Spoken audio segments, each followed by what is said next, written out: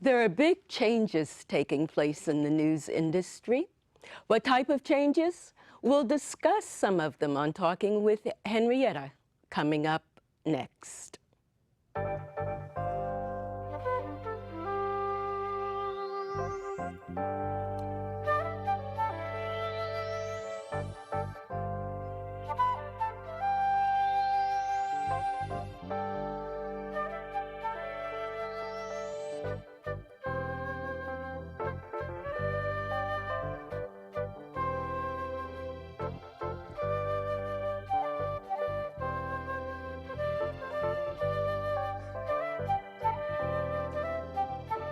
Hi, I'm Henrietta. Welcome to the show, and to our first show of the new year.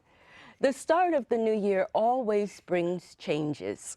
In some cases, big changes have already been taking place, especially in the news industry. On this show, we'll talk about some of these changes, the effect they might have had on the top stories of 2019, and their possible impact on the top stories of 2020. I feel fortunate to have 3 working journalists and a graduate student in journalism with me on this show. Janati Shaner is on my left. Janati has reported for the Palo Alto Weekly since 2008 and has covered major land use and transportation issues affecting the city of Palo Alto. Emily Maibach is on my right. Emily is a reporter with the Palo Alto Daily Post, where she covers southern San Mateo County. She has been a reporter with the Post for 3.5 years and has lived in the Bay Area on and off for 15 years. Beside Emily is Astrid Casimir, a graduate student in the journalism program at Stanford University. Astrid comes from Trinidad in the West Indies, and as a part of her classwork at Stanford, she contributes stories for the Peninsula Press, a Stanford media outlet. And on the phone is Regina Wilson, who is the executive director of California Black Media. Regina works in Sacramento and has served in her current position since 2013. Prior to this, she served as a communications consultant with the California State Board of Education for 3 years. Thank you so much for being here with me. Thank you, Regina, for joining us on the telephone. Now, I mentioned big changes taking place in the media. Do you think that's the case? Well, first of all, thanks, Henrietta, for having me. It's great to be back with you. And absolutely, it's hard to disagree with that fact. I think if you look back in the last year, and in fact the last few years, I'd say it's been a really brutal few years for local newspapers and a really glorious few years for journalism. And I feel like over the last year, we've seen big cover stories in national outlets like the New York Times, who dedicated a special section about like the death of a community newspaper. It's almost become a staple of big publications. Here's a community that once had coverage and now doesn't. And I think we're very privileged to be in Palo Alto, where we have my paper, Emily's paper. The Merc still covers them. So I think in some ways we have it better than a lot of places in the nation. Now, did I hear you say it's been a glorious year for journalism? Absolutely. Okay, now I'll let somebody else. You think it's been a glorious... I completely agree. The news has been fascinating, not only for us to cover, but also to watch on a national scale, I would think. And with everything that has been going on, as Janati referred to, with the death of local journalism, unfortunately, in some places, other groups have had to step in and do the work that the more traditional media has not been able to carry on doing. That's interesting. Astrid, do you think it's been a glorious year for journalism?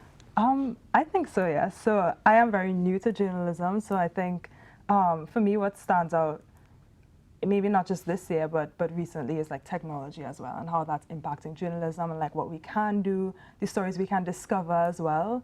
And I think like, you know, I've recently too, I've been exposed more to the possibilities, I think, of finding stories in different ways. So whether that's like looking through data or like, I guess, yeah, using different tools to find stories and then different ways to present stories as well. So I think for me, something that's been like a big change and a positive change as well is how stories aren't just they aren't just words anymore, but there's so much more, and they're like experiences as well. So I think that's been a Sure, big positive Regina. change. Yeah. Thank you. Regina, do Yeah. you have a lot that you can comment on in terms of the big changes? Well, well, we deal in two different spaces. So, as you know, we deal in the ethnic media space, and that has not been glorious for a long time for us. I think things are brighter, but I wouldn't say that they're great. I think that we continue to hit bumps in the road, and there's so many untold stories. But last year, I do think we had a good year getting our voices heard with the industry. So the work that I do, I feel like has helped to raise the level of concern around what's happening with ethnic media in general. And so obviously, you know, our counterpart, Sandy Close, and Arturo Carmona, who works with our Latino media outlets, we have been working collaboratively to make sure that we are able to tell our own stories. And they just are left out typically in the mainstream. And so we still are seeing, you know, that these stories are not being told. And we need the resources. So we're doing double duty, trying to make sure that we have the resources and still be able to provide good journalism. And that's just not easy to do. Yes, now, Regina, I'm going to have to interrupt you because there seems to be some type of interference, some kind of snapping while you're talking.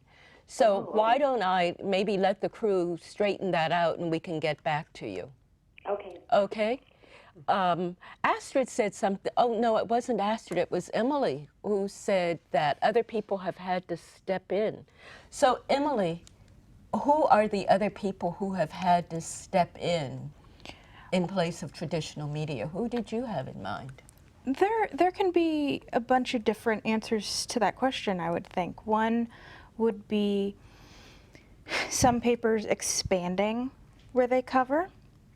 You know, some of the smaller papers or even the larger ones are trying to cover places that aren't being covered anymore. You see that with the Bay Area News Group and attempting to cover the areas that those papers no longer exist.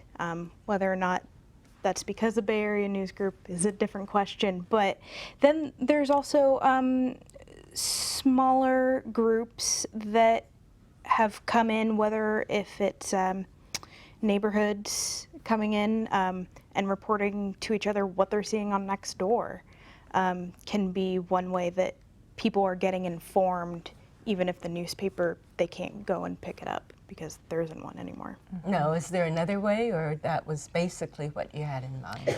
That, and also podcasting and a lot of different more online forms. No.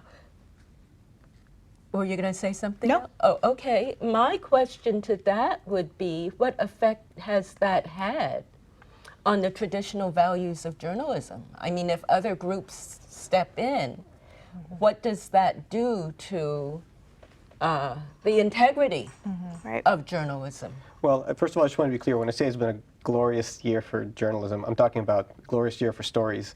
Yes. There's so much stuff happening in the nation, and especially, I mean, if you're like CNN or a national outlet, you might be doing well business-wise, but that's not really what I'm referring to. I was talking about just the stuff that's been happening with Me Too, the stuff that's been happening with the Trump administration, how newspapers have like really stepped up and covered really difficult stories in DC and nationwide, whether it's the ICE raids, things like that.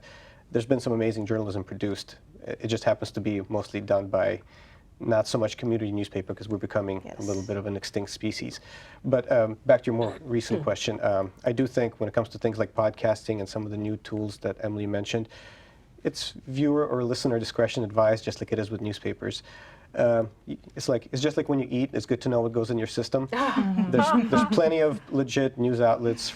The New York Times Daily is a great example, but pretty much everyone has one, where the brand kind of speaks to the podcast credibility. Definitely. And in the same way as you would probably trust a reputable newspaper over a generic Facebook post by someone you don't know, just in the same way you could listen to a podcast from a source you trust as opposed to something random that shows up on the internet. Well, it would be good or something to be noted if everyone had that feeling of trusting the credibility of the news source, but that doesn't happen to be the case. That's never been So, the case, Henrietta. That's interesting, but maybe even less so now with this idea of fake news. Exactly. So Regina, have you been affected? Has the news organizations with which you collaborate, have they faced any problems in terms of credibility?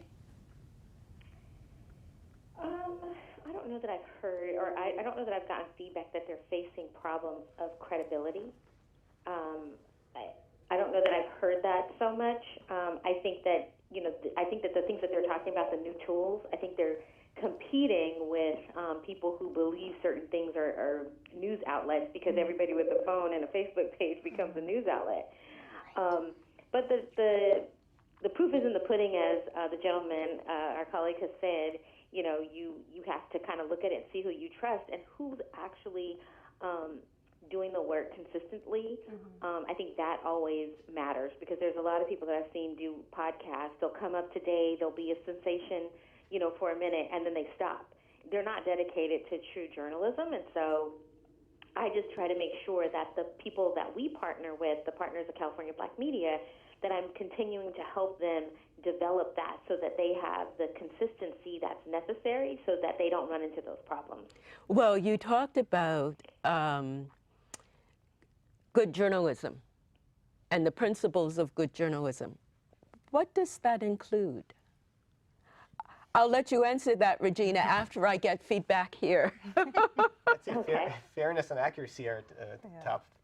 Yeah. Objectivity to the extent possible, although I think I mentioned in one of our prior shows that I think it's a bit of an impossible goal, since every sense is a subjective choice. But as long as you're fair to the sources you cover, as long as you don't impose your opinions, I think that's an important element. And accuracy above all, I'd say, is probably the most important thing. And you did mention the whole fake news thing. I don't think it's a new phenomenon. I mean, if you research what's been happening during the Nixon years and how people who supported President Nixon talked about Washington Post back then, fake news was kind of in vogue back then too. It's just more amplified now because of the president and because of Twitter and because the news cycle has shrank to a nanosecond. And so it's just, the criticism of news media is easier to make now than it has been in the past. I would think also there might be, with social media, how anybody can post anything. Yeah. And so I think that kind of exasperates this whole idea of fake news. Yeah. What do you Definitely. think? Definitely. I think you see Facebook posts all the time where someone will say, "Oh, this is happening," or and there's always a comment, "This is fake news."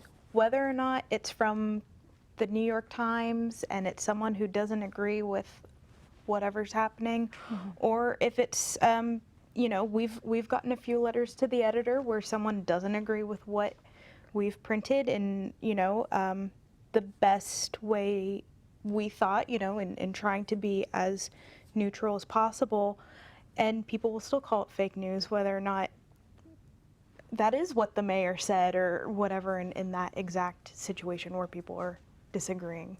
Regina, have you heard that term prior to Trump, fake news? Has that been something that you've run into? I think it's been popularized, so I don't know that we've called anybody fake news, but I do think that ethnic media, and I would specifically say the Black press, was, if you think about Ida B. Wells and pleading her own cause in the Black press and what it stands for and what its mission was, it was to talk about the things that weren't talked about in mainstream. So I look at things and I look at stories that happen in the mainstream, but then I look at what happens in the African American community and understanding that it is a monolith. So we're, obviously we're not all the same. You can go all the way, as you know, from a Kanye West all the way to a T.I. or somebody else who is, Billy Bob or whoever. Our lives are so different, but there are certain things that plague our communities, and so I try to make sure that we stick to understanding the multiple perspectives of how something might affect our community when we're looking and reporting on issues. Sure. Now, Astrid, you're in school at Stanford studying journalism. So what are considered now the principles of good journalism? I think definitely what's been discussed, like accuracy above all. Like that's the first word I think that comes to mind.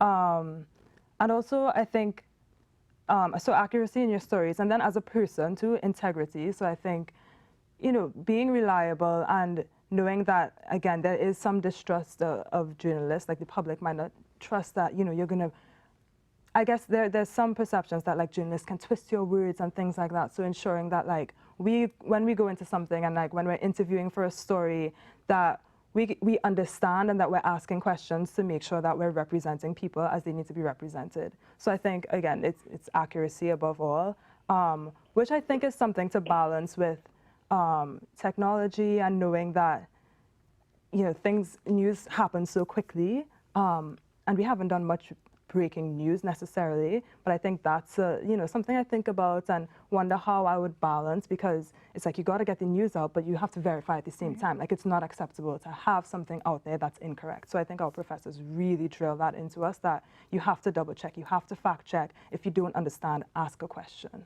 So that's And what I I'd would say. think now it's so much harder. Not fact checking. What do you mean? We have Google. not. I don't know how Thomas Jefferson did it back in the days. But at least in terms of not having a lot of time to get a news story out. For example, one Bay Area reporter is retiring, has retired this week, and he said there are 3 principles: accuracy, making sure you have all the names right, and getting the story out there first.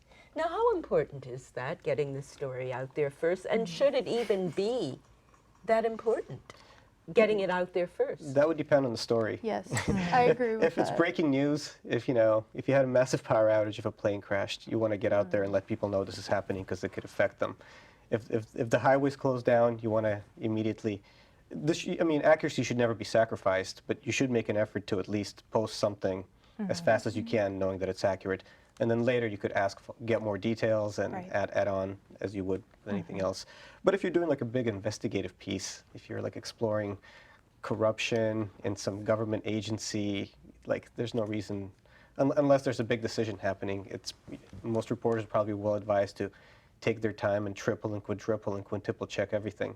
So Yeah. How important, Regina, is being the first one out there with the story for you? So you'll laugh at this, but it's not as important. But that's because I believe that our papers in our media outlets typically are reporting weekly. So they've been structured just to be weekly. Many of them, while they still have websites and Facebook pages, they still, rely on this, system of making sure that they are putting their paper out, and so it'll go out Thursday. And what I haven't tried to rack my brain to change that, because I believe that it'll come in time, I guess. The information that they're putting out there, I don't think that people necessarily are looking at all of our publications, and even under California Black Media, as breaking news per se, but looking at context, or at least CBN, the stuff that we do is we're looking at context. We don't have the budget to try to break news, so we're not even trying to pretend like we could. But we're doing the best that we can on issues that matter around public policy, which is, that's where we found our sweet spot. And those that want to try to do, hey, breaking news, I'm like, go all for it. But Sure. we try to say, why this is happening, just because we know what our limitations are. And until we can grow to a place where we're able to do that, I think that, kind of following the model of ensuring that we are getting information accurately out to people, makes us do a good job, basically. Well, why don't we now start talking about the top stories and see just how they might have been impacted by some of the changes that we've been talking about. Top stories, Emily? Well, of what- 2019. of 2019. Locally, nationally? There's even internationally. I mean, thinking about social media and breaking news, one of the things that I feel like a lot of people just couldn't take their eyes off their phones was when the Notre Dame Cathedral was burning. It was updates regularly on Twitter or on whatever news publication of your choice, and really just, okay, what's happening? Were there people in there? Is it gonna survive after this? I think was an interesting reflection of how the 24-hour news cycle became a 2-hour news cycle, really, as everyone watched from, you know, here in the States to, I'm sure, France and everywhere else as to what was going to happen next. Sure. Emily just talked about internationally. What would you say, Astrid, for example, the top news story was? Locally, I'm nationally, also, internationally? okay. I'm also thinking internationally about, for example, Hurricane Dorian. Yeah, which is something close to home. Now remind me about region. Hurricane Dorian. So it struck the Bahamas. One of the islands in the Bahamas especially was really severely affected. Would have been around August, September. So yeah, and I think, I mean, hurricanes really do affect the Caribbean really badly. I mean, we're in a vulnerable place, and this one was really strong. So I think that was something that I've been following, you know, and I tend to follow those stories about like hurricanes and like destruction caused by that, and then, you know, aid that's coming in and how people are recovering after the fact as well. So I would say that was one of the biggest stories. Regina, since you might not be with us for the whole show, what would you consider top stories? You know, I focus mainly on California. Not that I tune out everything else. I probably just look at them as little headlines. But I would say AB 392. That was the Dr. Weber bill that had a lot of tension, but a lot of things around police use of force. And so that received like a lot of attention. Could you just kind of spell the details out about that? Yeah, so AB 392 was authored by Dr. Assembly member Shirley Weber out of San Diego, and is the chair of the Black Caucus. And she authored a bill, basically, it died the first year, sponsored by ACLU and several other organizations to basically push for de-escalation in situations because of all of the unarmed shootings of citizens, but in particularly African-American men. And this bill, you know, had a lot of heartburn, I think, with a lot of people not really knowing what to do, but knowing that the headlines of unarmed people being shot and killed by police created lots of tension. So that was, even though she made some compromises to get the bill through,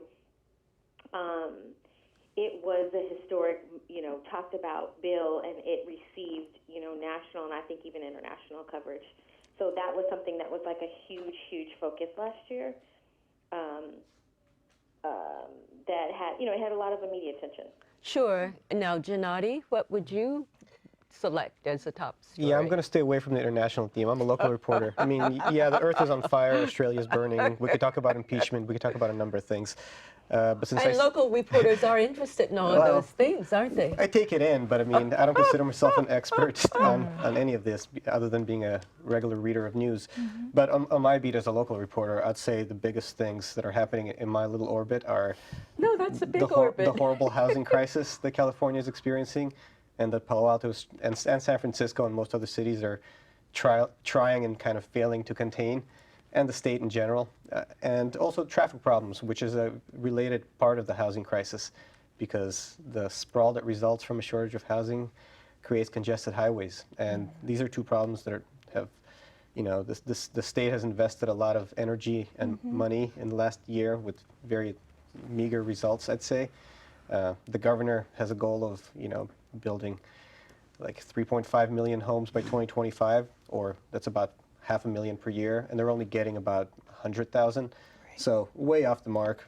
So do you know what, as a local reporter staying locally, you managed to get to the governor and, Well- and what's happening in the state of One California? thing I think Gennady and I both reported on last year was SB 50, the Scott Wiener bill about upzoning. I mean, really, the tagline was it's going to upzone Palo Alto and much of the peninsula. Now, when you say upzone, what do you mean? That means, so instead of, say, a single house or a duplex, you're going to get a taller apartment building, most likely. And wasn't it suggested that these be along transportation? Yes, along transit corridors routes? and in areas near lots of jobs. So, you know, you get your mountain views, Redwood Cities, Palo Altos. And so what's right in the middle. problem with that? And there was a lot of opposition to that. A lot, and especially locally. There is a lot of opposition to that, I'd say. Is it that people Yes. just don't want it in their backyards, and regardless of the housing crisis, people don't want to have any changes in I their feel like lifestyle? the conversation somewhat changed, I feel like. That has evolved since I've been here a few years ago talking about housing shortage. I feel like And not in my backyard. that's still a thing, but there's now a counterweight to that, and more so than in the past. Yes. I feel like in the past there's been a lot of kind of abstract support for housing and a lot of really focused opposition to housing. And so any given development, you'd see a lot of no's show up and a lot of yeses hovering in the ether of the internet and Definitely. in comments. Nowadays, not just in Palo Alto, but in other cities, when there's a housing project comes up, you can Like Google in San Jose. well, Yes. yeah, and the Mountain View area plan, where Google is, and even in San Francisco, when a housing project comes up for review, instead of just opposition, you actually have people speaking about the need for more housing. So I feel like that conversation has changed, and Yes. Even in Palo Alto, which kind of got a black eye in 2013 when voters shut down 60 units for low-income residents in 12 homes. Even in Palo Alto, you feel like the things have changed. The city has a goal of, creating 300 units per year. It's failed miserably last 2 years, but at least it's trying. It upzoned some things, and there's probably a lot more to come in the year ahead. Yes. Regina, in terms of Sacramento, do you have anything on your list in terms of bills that might change our lives with respect to housing, transportation? Anything that was passed by the Sacramento legislature? Well, I mean, Wiener's bill is back and it's amended. I haven't read it, and obviously it's early. So that bill has been revived. So we will see what happens. I think he tried to do some things to make people okay with it, but I know that there was a lot of the housing opposition. And I mean, it's really unique because in some breath I can tell you in Sacramento, for instance, the mayor of Sacramento who serves on the task force, there's a conflict in the Meadowview community, which is was predominantly an African American community that was redlined into that community. So it is the same place where Stephon Clark was murdered in his grandmother's backyard, which prompted AB 392 by Dr. Weber. That happened in Meadowview, and Meadowview has always gotten the short end of the stick. And so when it came time to say we need to put housing and shelters, we got the shelter people, the mayor and others said, hey, we have to look into our districts. But as you can imagine, when people have to look into their districts, what district are you going to put? Who's going to say, I want the homeless shelter in my district? And everybody was supposed to come up with a spot. Well, as you can imagine, the I don't want to call it the poorer, but the less affluent area, for instance, in Meadowview, they're like, hey, we're going to put this right next to this community center. And that has created a huge headache because the community is saying, it's not to say that we don't want folks here, but you can't put it in the middle of our jewel, which is our community center where kids go, and now you're going to put a homeless shelter there. And so this is where that local control fight happens, where, yes, they want people to come somewhere, but they want to have a conversation about where the best places to put these things in communities, especially when you've been redlined, you've bought property in that community, you've lived there for 30, 40 years, and I'm saying that because I've talked to the residents who are fighting and pushing back on the city because they're saying it's not that we're saying we don't want to help, but we don't see you doing this in your affluent areas. Well, do And you it's know? really true. That is an issue that's also in San Francisco that Mayor London Breed is dealing with, where, you know, there are cries, let's do something in terms of the homeless. We have to do something in terms of our homeless problem. But when it comes to putting some type of shelter or some type of facility that will help the homeless, people are saying no, we don't want that in our neighborhoods now. Emily, you were shaking your head. On where it's at and how you have the community. Like the community that we saw, there was one community meeting. They knew it was going to be contentious, and so they said, we're doing this anyway, and we're going to get a vote. And so when you kind of get bullied into it, that's where you're going to get the opposition, especially in a community who's been neglected. So Well, I think that, you know, it's very difficult to figure out how to deal with it. But I know that, you know, what we're seeing in some of these communities, people are saying local control.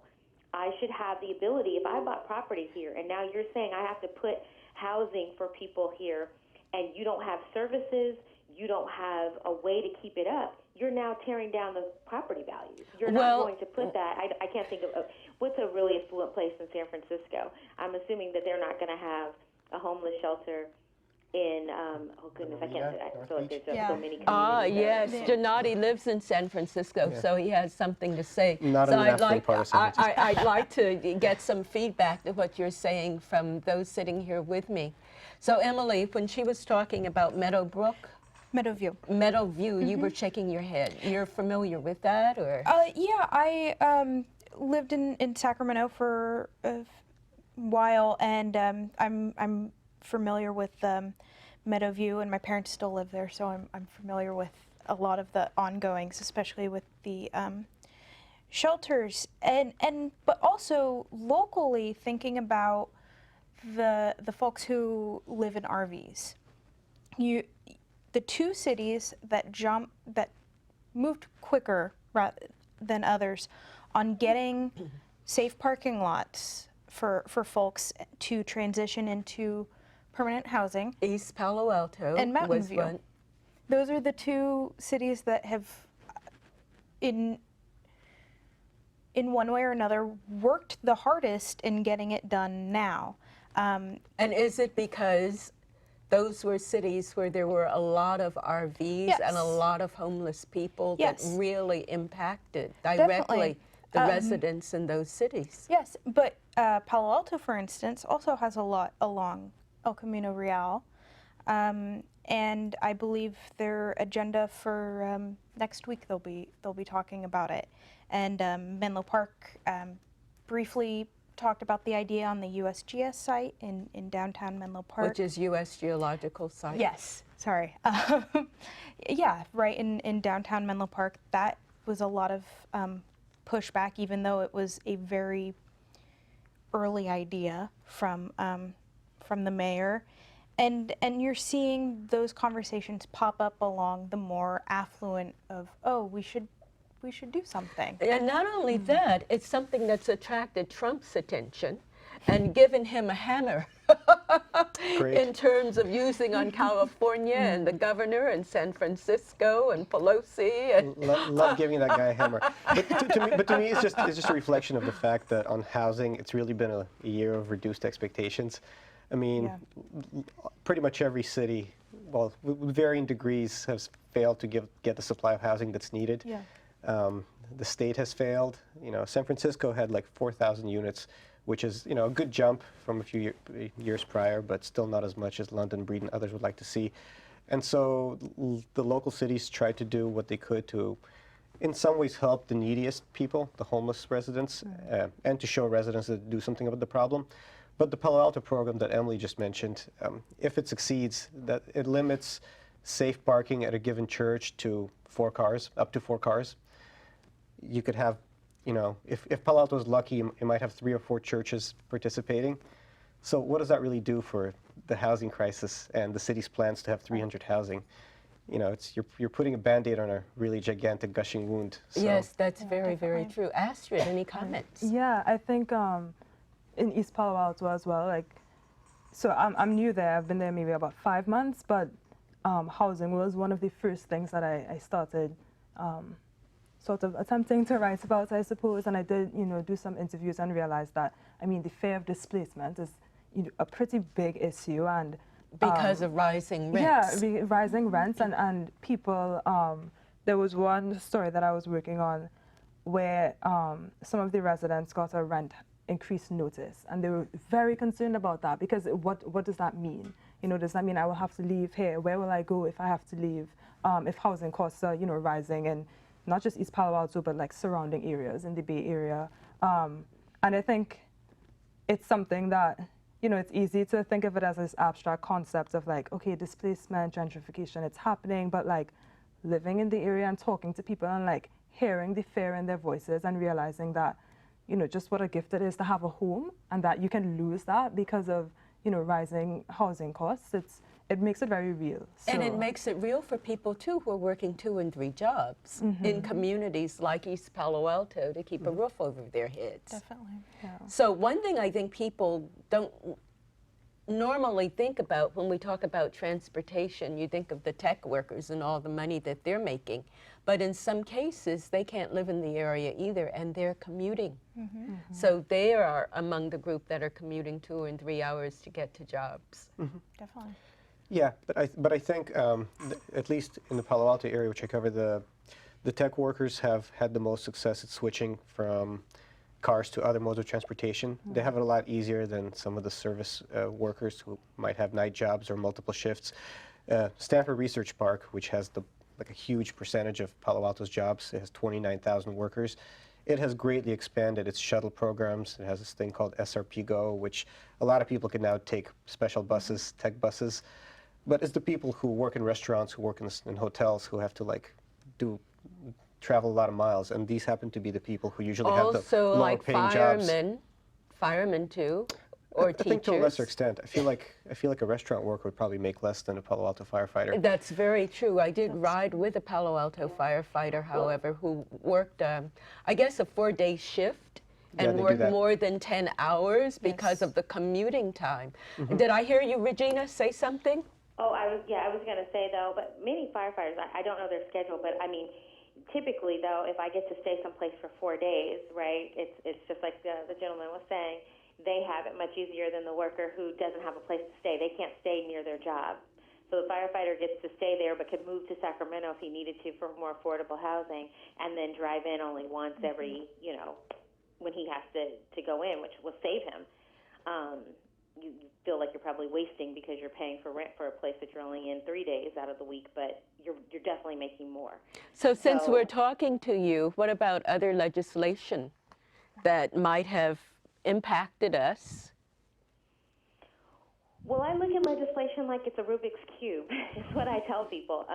I think sometimes, as well-intentioned as our legislature is trying to be to fix some of the problems, I think that we do not look at everything has a reaction, whether good or bad. And so I think I don't think that we've looked enough at how legislation will have certain impacts on us. And you can take climate change, and this is not to get into a climate change debate, but you can look at that and say, hey, we're doing this, but all these costs are rising. And so if folks' incomes aren't rising at the same time, then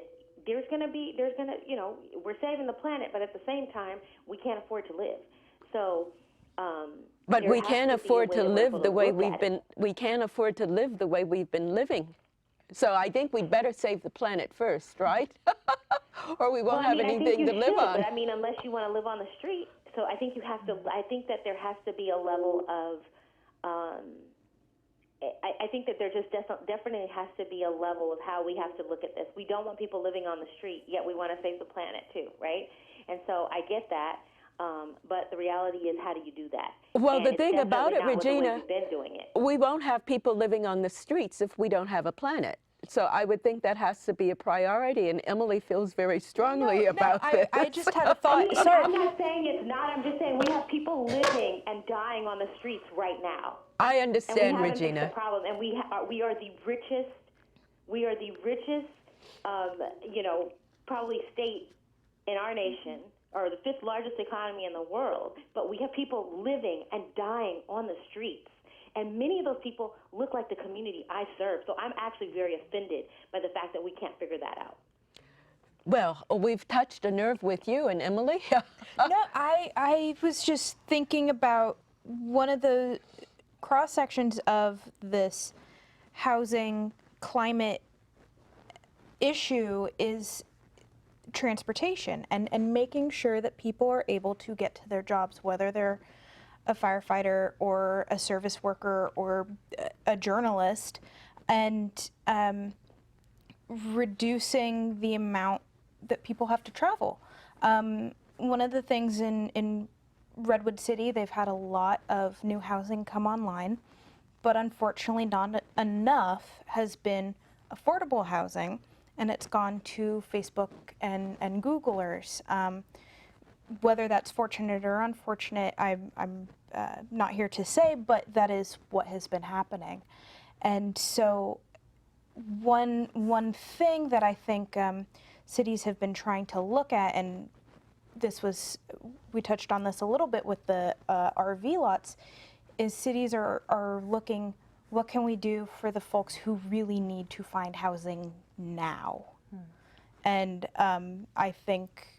I hardly think a parking lot for an RV is the solution. No, it's not. But like I'm with Regina. I think I recently Well, read that California it's a is temporary 49th. solution. It's a temporary. It's arguably a non-solution. Yeah, but people would prefer that the RV be on a parking lot than on the street. Which people? Especially The their residents or the street. neighbors who have homes? Especially their street. Well, yes. But depends on part which of it people. is also the program, at least in East Palo Alto, they're working with Project We Hope to hopefully find people more permanent housing. Yes. And so that, I think, is what folks need to work on. And I just want to say, like, this is Regina saying this, and I say this because I think about the numbers and the conversations that I have with different publishers, especially the publishers in LA, and they're seeing, 46% of the people who are homeless in Los Angeles being African American. And I'm looking at these, and I'm getting the calls. We're doing stories. I had a woman call me, and we did a story because she was homeless. She found she was creating gift baskets and making tampon baskets or sanitary napkin baskets and sending those out to women, but she couldn't find a home, and this was in the San Joaquin Valley. And so what happened is her husband is disabled. She has a son who's autistic, and then it's her 16-year-old daughter, and they were living in a motel. I'm saying, and she was, that is considered sheltered, right? We go down the street and we see the people who are not, that are in tents. I'm saying from a humanity standpoint, when it's cold outside, it is very easy for you, me, and anybody else on this panel to say, well, we need to find the solutions because we are going back to a home. We can actually go back into a home and be warm. We don't have the same sense of urgency.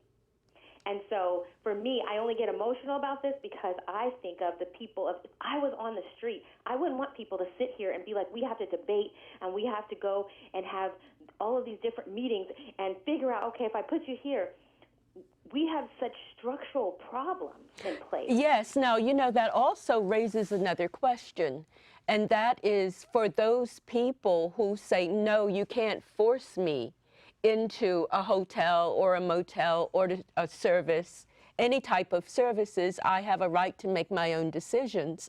So the question is, and what some legislators are talking about, should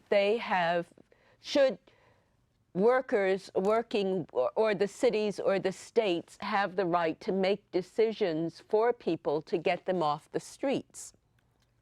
I don't think Well, most that's of a the bill people. that's actually in place right now, I believe. Yeah, I was just thinking, I think most of the people Regina's talking about haven't chosen to live on the streets, so that's really, it's not much of a choice. But to her point, I think the problem is like ridiculously complex, and while it's easy to see that what the solution should be, more housing, we live in a democratic society where that's everything takes a long time, and so is that progress because is very it's a incremental. democratic society that it takes a long time? Because a lot of people are opposed to having multifamily homes near their houses, and these people vote and they elect city council members who reflect their views, and State comes in during an emergency and tries to take bold actions, but they're also susceptible to voters. So things don't move as fast as many people wish they would, and as they probably should, but that's the system we have. I'm not saying it's the good thing. I mean, you know, Henrietta, I think that too, you know, when you look at this issue, it's just like you said, it's so complex because you know, I don't know the journalist's name, but the young lady who was talking about it, this is not just, oh my God, I wanted housing and I was making $2,000 a month and I couldn't afford to live. There are those people. Yes, But the working poor living in their cars. But we have people, exactly, and some of them are working, and that is an issue. But we have, when I look at the community that I'm serving, we have kids that are just aging out of the foster care system and don't have a safety net, okay? They're the ones who are ending up on the street that then end up in the criminal justice system, right? And because the education system didn't have all of the things that we needed to have, then we couldn't put people on a pathway that they needed to be on to be self-sufficient. And so there are holistic approaches, and I think that while I said, I think people are trying to do well-intentioned measures to try to help ease the system. Sometimes those well-intentioned, even well-intentioned, can have catastrophic problems. And we've seen that. I don't think that anybody is set out to say, yeah, I want all these people here in California to be homeless. But yet we have the largest homeless crisis that we've ever seen. I mean, possibly, like maybe in our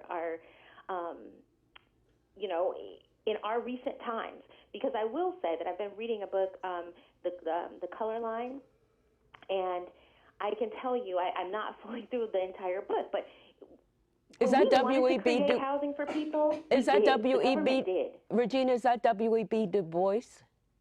No, That's Richard another. Rothstein, The Color of Law? The newer. Color of Law, maybe? She said. Oh my goodness! And I'm probably saying it Is wrong. it a Richard Rothstein book? Yes. Okay, The Color of Law, yeah. Oh, Yes, okay. Color of Yeah, Law. it's And about now- redlining and blacklisting. Yeah, it's about the Okay, racial now disparities while in you zoning. talk about that, there's another segment that we shouldn't leave out that we should at least be mindful of, and those are the college students who are living in their cars. Now, you know, that's awful, and many of them, a lot of them can't even afford to eat. I mean, and colleges are now giving students free meals. So it's not the homeless poor that you're talking about, who's also, there are other groups connected with education, trying to better their lives, who are also, in many cases, homeless. Yeah, like the local assembly member, Mark Berman, tried to address that last year, and he introduced a bill that would require community colleges to allow students to sleep in their cars in the parking lots. That failed. that didn't advance.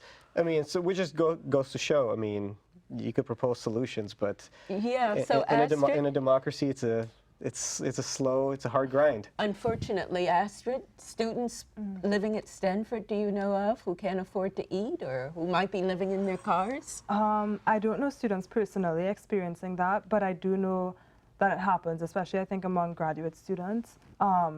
So yeah, there have been some stories, for example, in the Stanford Daily about this issue. Graduate students? Yeah, there are some graduate students. For example, I remember one story I read where, or like one example might be, you know, you have a graduate student or someone pursuing like either master's or PhD studies, so you're there for a while, and like, let's say they have a spouse who's also with them, but sometimes the spouse isn't able to work in the US, especially if you're an international graduate student, I should say that. So yeah, there have been like financial concerns there where, you know, you have someone here who can't work and contribute. So I think students, for example, there have been stories of students like picking fruits off trees, trees that they're on Stanford's campus in order to, you know, get food. And there has definitely been a lot of conversation about like, well, what can the administration do? And I think it's a work in progress, figuring out, well, what kind of funding can we, you know, provide to graduate students to support them. And yeah, and the issue came up actually during the Stanford's proposed expansion, which was one of the big stories that was in this area in 2019. There were a few meetings, but there were just dozens of graduate students, and one of them you had a group of postdoc students who made a case that if Stanford was to go ahead with this expansion, it should also build more graduate student housing or build more workforce housing, because these guys are postdocs, so they're beyond graduate student. And also to provide for childcare, because they made a case that it's almost impossible for them to afford what they're doing with the stipend they get. Yeah. So the testimony was probably one of the most compelling things I've heard during this whole 2-year process. So yeah, you're absolutely right. There's some people in really hard times, especially postdocs who haven't gotten into the profession entirely yet. Yeah. Well, Stanford withdrew that Right, that program, yeah. and there were some who said Stanford had never heard a no, but in this particular case, there was a no. But what about the provisions for those students who came forward saying, you know, we need these things, childcare, we need places to live? Was that all dropped too with the program? Yeah, I mean, it's not happening for the time being, because they were proposing that to be conditions of the approval. Now there is no approval, so there's no need for conditions. There's no project. Yeah, there's no project. I'd say they heard it not yet. They're going to come back with something, I'm sure, within the next few years.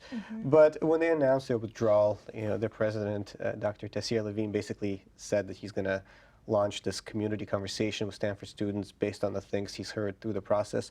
So it is possible that something might happen independent of the development application, just based on the feedback. But that's probably a question for Stanford. Right. Well, homelessness, transportation certainly were big items for the year. Any other big items, Regina? Yeah, I just think that, I mean, even when you talk about homelessness, I think we'll be waiting to see. I think, I don't know if it's NPR or Capital Public Radio or who, but I believe they're working on a story to really find out about the empty homes. So we don't even know. I don't know if we know the inventory of homes in cities that are just sitting vacant right now. That's true. Those that might have been lost to foreclosures. And people who are saying, you know, there's some law that says if this home is vacant or if you take care of it for, let's say, 3 years, then it can become yours. And should that really be the case? Well, in the time that we have remaining, anything that really hits you? Yeah, I don't want to leave everybody totally bummed out by the housing transportation. I mean, I think we could probably agree that climate change is a huge issue, and we're not going to be debating whether it's a hoax or not. And I do just want to say that a lot of the cities in this area have done quite a bit, not to solve climate change, but to at least set an example. And it's been one of the more positive regional trades, like in Palo Alto, for example. They just signed a huge contract for recycled water, which also involves East Palo Alto and Mountain View. There's a ban on natural gas in new home construction. There's been all sorts of bans on things like plastic straws and produce bags with the intent of helping the environment. I think, so those kinds of things are also happening. I feel like California, for all its problems, is kind of leading on this particular issue. It definitely is. Yeah, as polarized as the country is, I feel like California has a supermajority in its legislature that allows it to do certain things on which there is consensus. At least not housing, but climate change, for example. Consensus in California that might not be shared with some other parts of the country. Well, they should look at the news from Australia. Yeah. Sure, tell the coal miners in West Virginia who might be out of jobs wanting to have their coal mining jobs back again. Famous last words, Regina, before we get to Astrid and Emily? Yeah, no. I mean, I think that this is 2020. I mean, tomorrow the governor releases his budget, so he's already done some things that are kind of bold right now, and we will see. I think we fumble on implementation, so I hope that the media is strong so that we can all serve as a watchdog. We all probably will come from different perspectives, but at least hopefully we'll be able to look at that, honor that, and understand other folks' perspectives, and see how we will be able to continue to shed light on the things that will impact all of us. Fantastic. Astrid?